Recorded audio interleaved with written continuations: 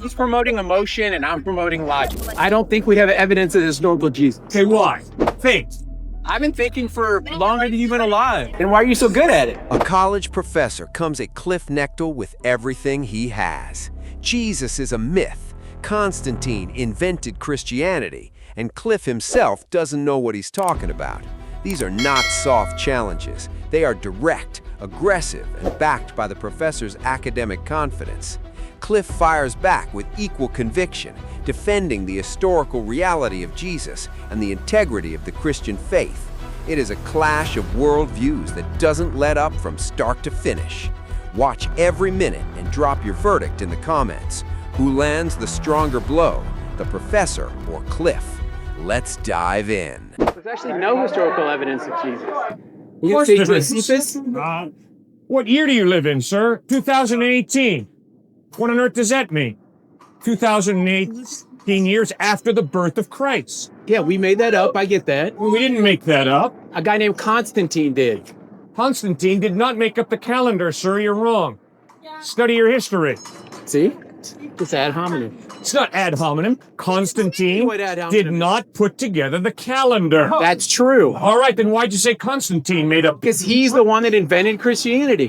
What do you mean? That's how we get the Christian calendar idea from. All right, what's your evidence that Constantine created Christianity? Western history? There's absolutely no evidence that Constantine created Jesus Christ. See y'all Saturday. Maybe you should talk to a seminarian. I did go to seminary. Did you listen? Yeah, I tried to. Same way I'm trying to listen to you. It's not easy, but I'm trying. It's not easy because I disagree with you. No, it's not easy because you're making ridiculous claims. Constantine, sir, did not create Jesus Christ. Jesus lived in the 1st century. There are documents, thousands of them, about this historical Jesus of Nazareth. Constantine did not make up Jesus, sir. Please study your history. Did I say he made up Jesus? Yeah, you said he created him. No, I didn't. I said he created the idea of Christianity, which is what he did. All right, what does that mean, he created the idea of Christianity? Do you know the history of Constantine and Constantinople? Yeah? What happened? Constantine converted to Christ after a battle that he won. And he thought he saw a cross in the sky, and he put the cross on his soldier's shield. Why did he do that? Because the empire was about to divide, and he was about to lose his power. And he wanted to win a battle. Pardon? There were 5 divisions. Yeah, so? One of them was his brother, and he wanted to unify all of them. Yeah, So he tended to go with a primitive sect called Christianity. And he defeated his brother and the 3 other people, said he could be the sole leader of Rome. That's what made Christianity famous. Before that, no one believed any of it, except for the few people in the sects. So you know that. It sounds like you've read it. What sect? Of Christianity. It was a roaming group of sects that nobody believed in. So all the first Christians were Jews. They weren't Romans. All the first Christians were not Romans. They're both. They were Jews. No. In the 1st century and the early 2nd century, the followers of Christ were predominantly Jews. Then it spread. The Apostle Paul started communicating the gospel of Christ to Gentiles. And then there was a real conflict between Jews and Gentiles who were following Christ. You can read about it in Acts chapter 15, the first council in Jerusalem. I don't want to read your stuff. I'm talking about It's not my stuff. It's the Gospels and the book of Acts. It's not my stuff. And Constantine didn't write any of it. Matthew, Mark, Luke, and John, Peter, James, and Paul wrote it, sir. You see how everything I've said, he's gone a different direction? Yeah, that's what you have to do. You're speaking gibberish, sir. You're You're posing to be a historian. You're saying that Constantine started Christianity. No, Constantine propelled Christianity. That's all I said. By stopping the persecution of Christians. Into something else? No, it's not. It's exactly what you This is why said. when you sit in a classroom, you listen to me, and when you sit out here, you listen to him. What do you think? He's promoting emotion, and I'm promoting logic. No, that's ridiculous. Think, Gibberish. It's gibberish. Think. I've been thinking for longer than you've been alive. Oh, really? Believe it or not.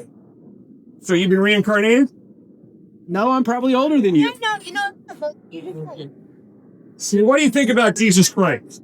I think he is a guy that the only real information we have is from a guy named Josephus. And recently we've discovered that he isn't very reliable. So what most seminarians know is it's the myth of Jesus, not the Jesus the man, that's important.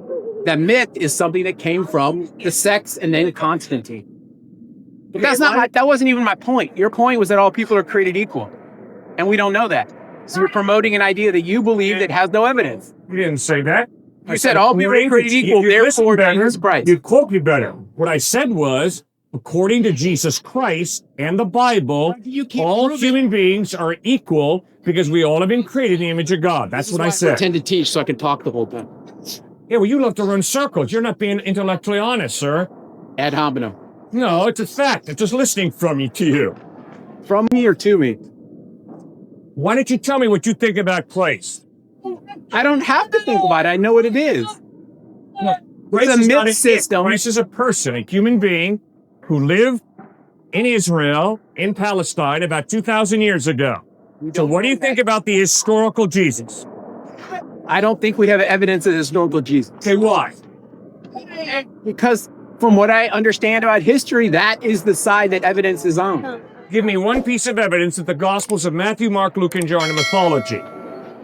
How would I give you evidence that it's mythology?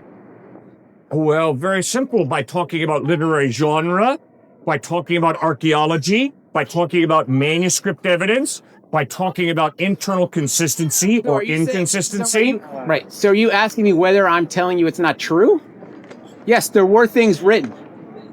When? But we're not arguing. When were they written?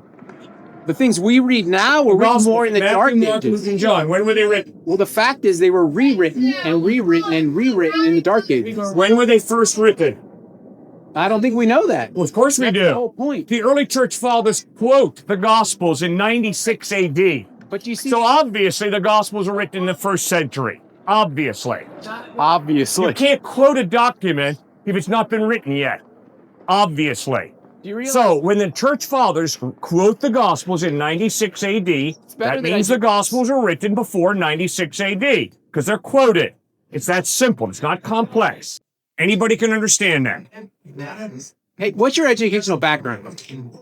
Well, I started at a very early age by going to kindergarten. What's your educational background? But what it seems like is that it's in theater. No, I never have done debate. I never have studied theater. I'm not saying debate. I'm saying theater. I've never taken a theater class in my life. Then why are you so good at it? I don't know. Talented? But what you're teaching these kids is theater. No, I'm not teaching them theater. I'm teaching them about Jesus Christ, the historical Christ, who is not a myth, but is reliable. You realize most seminarians don't believe in the historical Jesus Christ. That's false. They believe in the myth of Jesus Christ. No. That has more to teach than a man that we don't have evidence for. That's a very limited group of seminarians you're talking about. Like at Harvard Divinity School or at Yale Divinity School. Yes, there's some of that Just taught. Yale. And Just McCormick Yale. Divinity School, yes. But the vast majority of graduates of seminary today in the world, not just in good old US of A, but in the world, the Anglican Church in Africa, churches in South America, they understand Jesus is Lord, Jesus is God. But why? Because the historical evidence is he lived, taught, died, and rose from the dead. And that's an historical fact. That's not a mythology. How are you telling people that it's fact, though? Well, I already challenged you on tests that you use to determine historicity, but you've evaded it. You've not answered it. All right, do you realize that asking somebody to disprove something is not the same as proving it That's yourself? not what I asked you. I asked you, how, you don't listen at all, sir. How do you positively decide whether an historical document is accurate or not? How do you make that decision? Let me ask you a question. You don't want to answer? Because it's impossible to answer. Well, then why don't you ask me how I would do it? Right. What I'm asking you is the same type of question. If I believe in an invisible spaghetti monster, how do you disprove me?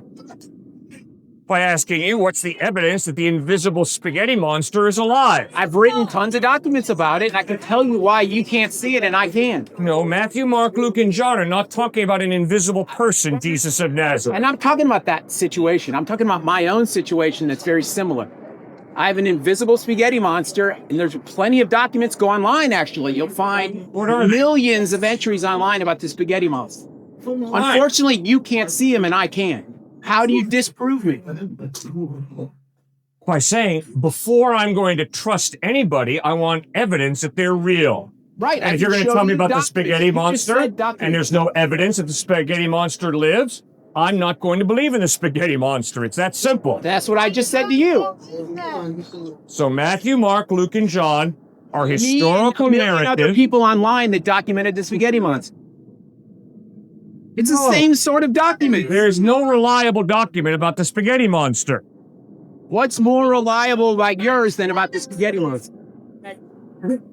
The Gospels of Matthew, Mark, Luke, and John were written what you're calling them. in the first century by eyewitnesses. Very different centuries. Those eyewitnesses saw Christ, heard Christ. Right, we saw the spaghetti monster. That's what I'm telling you. I understand you didn't see it, and that's fine. But we see it, and he's invisible to people like you, but visible to people like me. Well, then if you want to go ahead and believe in the spaghetti monster because you've seen him, right? That's your right. I respect your right to do that. But because there's no evidence... Here trying to convince them about spaghetti monster technology. I can if you guys want to know. It's super interesting. Because there is no evidence that I've seen that the spaghetti monster is real. Right, I get that. But because the evidence is that Jesus Christ is real, that's why I put my faith in Christ. But you're not providing any reason for it. It's because you interrupt me, that's why. I was answering that. The reason is that I interrupt you. That's the only... You've had all day out here to prove it. I can't prove anything. I know you can't prove evidence. anything. That's what I'm saying. What does the evidence point to? So before you talk to these people, find things you can prove. Prove to me we're having this conversation. I can actually prove it. Prove it. How? Go ahead, do it. Because you can't use language without external reality. Prove to me I'm not a bad dream you're having. Right. It's because we're using language. You can't prove anything. You don't base your life on proof. You base your life on evidence. The evidence is we're having this conversation. That's why we continue.